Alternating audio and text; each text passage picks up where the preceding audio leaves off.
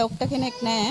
අවුරුද්ද වෙලාවෙත් මගේ ළමයාට හොඳටම අසනීප වෙලා බෙහෙත් ගන්න ආවා. ડોක්ටර් කෙනෙක් හිටියේ නැහැ. අතරම දවස් 7ක් විතර හිටියේ නැහැ. ප්‍රයිවට් බෙහෙත් දෙන්නෙත් නැහැ. හතිය හැදුනහම ස්පිතාලේ නතර කරන්න කියනවා. මෙතෙන්ට ආවහම ડોක්ටර් කෙනෙක් නැහැ. වාට්ටු වෙලා ඉන්න ලෙඩුන්ටත් කියනවා ටිකට් කපයි යන්න කියලා. ડોක්ටර් කෙනෙක් නැති හින්දා ඇත්තටම ડોක්ටර් කෙනෙක් මේ ස්පිතාලට අපිට අවශ්‍යයි. කොහොම හරි ડોක්ටර් කෙනෙක් ලබා දෙන්න කියලා තමයි ඉල්ලා සිටින්නේ. ඔව් දැනුම් දීලා තියෙන සතියක් ඇතුළත ડોක්ටර් කෙනෙක් ලබා දෙනවා කිව්වා. දැන් සති දෙක තුනක් ගත වෙලා තියෙනවා. ඒ ડોක්ටර් කෙනෙක් තාම නැහැ. ගොඩක් දුරට මේ රෝහලට තමයි බෙහෙත් ගන්න එන්නේ. නැත්තම් ගොඩක් දුර යන්න ඕනේ. නොක්තියාගම, පහේ කණුවේ, තඹුත්තේගම. හදිස්සිය ළමයෙක්ට ලෙඩක් හැදුනහම ඇත්තටම එන්න තැනක් තියෙන්නේ මෙතන තමයි. එතකොට අපි වෙන දුරකට යනකොට අපේ ළමයට වෙන්න තියෙන දේ වෙලා. මගේ ළමයාට ආවේ හතිය හැදිලා. ප්‍රයිවට් බෙහෙත් දෙන්න බෑ. ඒකයි ස්පිතාලේ නතර කරන්න කිව්වා. ඒතකොට ස්පිතාලේ ડોක්ටර් කෙනෙක් නැති වුනහම කොච්චර අසරණ වෙනවද? දැන් මාස 5-6ක් තික්සම ස්ථිර ડોක්ටර් කෙනෙක් නැහැ. බබාට උණ හැදිලා දැන් රැයත් උණ උදෙත් උණ ඒ වුණාට දැන් ડોක්ටර් නෑනේ. ඉතින් බෙහෙත් ගන්න. හේතුවක් නම් දන්නේ නැහැ. බෙහෙත් ගන්න ආවා. ඉතින් මේ ડોක්ටර් නෑ කියනවා මිස්ලා. මිස්ගේ මං තුණ්ඩුවක් ගන්න ගියා බෙහෙත් ගන්න ආවේ කියලා. මිස් කියනවා ඉතින්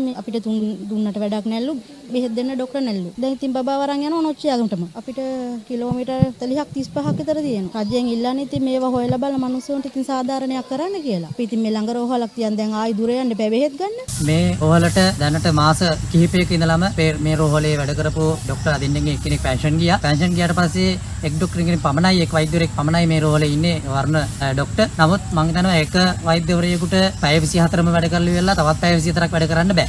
ඒක තමයි ක්‍රමය. දැන් අපිට වුණත් පැය 24ක් වැඩ කරලා තවත් පැය 24ක් කරලා උපරිම උපසතියක් කරා. හැබැයි ඊට එහා යන්න බෑ. දැන් අද වෙනකොට මම හිතන්නේ අවුරුදු දිනවල දවස් 6ක් මේ වෛද්‍යවරයා මේ එක වෛද්‍යවරයා ඉන්නේ. ඒ වෛද්‍යවරයා නිවාඩු ගිහිල්ලා තිබ්බා. ඒ කාලය තුල දවස් 6ක් මේ රෝල් වහලා තිබ්බා. OPD එකේ බෙහෙත් දුන්නේ නැහැ. ලෙඩෙක් වාට්ටු වල හිටියේ නැහැ. ඒ වගේ තත්ත්වයක් තමයි තිබ්බේ. ඒ වගේම විශේෂයෙන්ම මතක් කරන්නට ඕනේ අපි මේ පිළිබඳව වෛද්‍යවරුන්ගෙන් අපි අහුවා මේ රෝල්ට ඇවිල්ලා. එහාදී ડોක්ටර් කිව්වේ ඉල්ලීම් කරලා තියෙනවා නමුත් ලැබෙන්නේ නැහැ කියලා.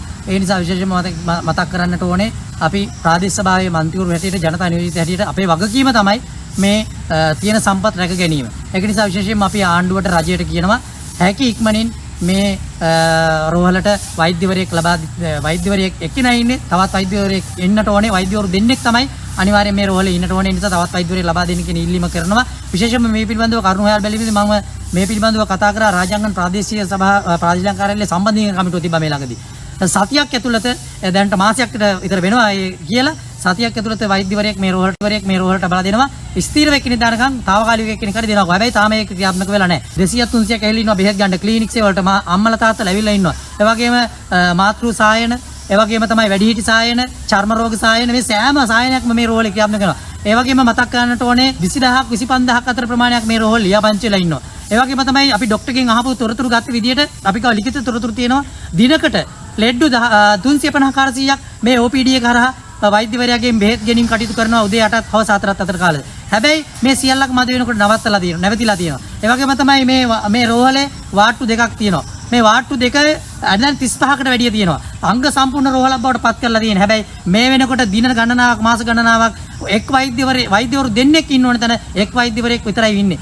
අපි රජයෙන් විශේෂයෙන්ම සෞඛ්‍ය අමාත්‍යවරයාගෙන් එවැගේම මේ ප්‍රදේශයේ ඉන්න අමාත්‍යවරුන් අපි ඉල්ලා සිටිනවා කඩිනමින් ඉතාම කඩිනමින් මේ රෝහලට වෛද්‍යවරයෙක් ලබා දෙන්න.